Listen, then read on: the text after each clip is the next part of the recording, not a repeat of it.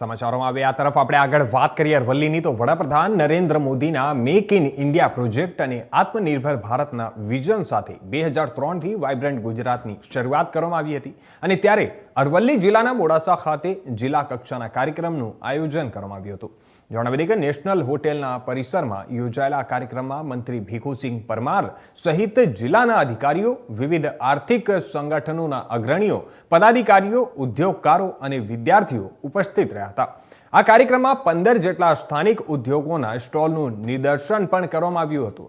ત્યારે આપણે વાત કરીએ તો ખાસ કરીને આ કાર્યક્રમમાં જિલ્લાની 5 અગ્રણી કંપનીઓ સાથે અંદાજિત 300 કરોડ રૂપિયાના MOU પર હસ્તાક્ષર કરવામાં આવ્યા છે અને જેના દ્વારા 1000થી વધુ સ્થાનિક લોકોને રોજગારીની તકો પ્રાપ્ત થશે।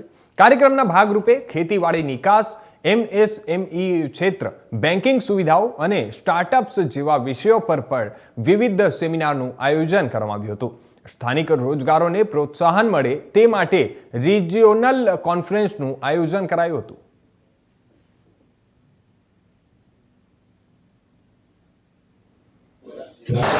વિકસિત ગુજરાત, વિકસિત ભારત અંતર્ગત મોદી સાહેબનું જે સપનું છે કે વિકસિત ભારત 2047માં આ દેશ સંપૂર્ણ રીતે વિકસિત થાય, કોઈપણ જાતની કોઈ કમી ન રહે અને દુનિયાના દેશોની હરોળમાં ભારત દેશ આવે એવું મોદી સાહેબનું સપનું છે।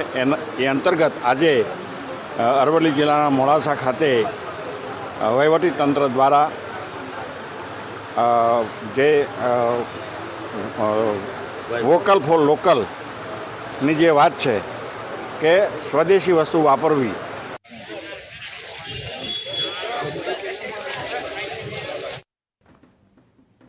તો હવે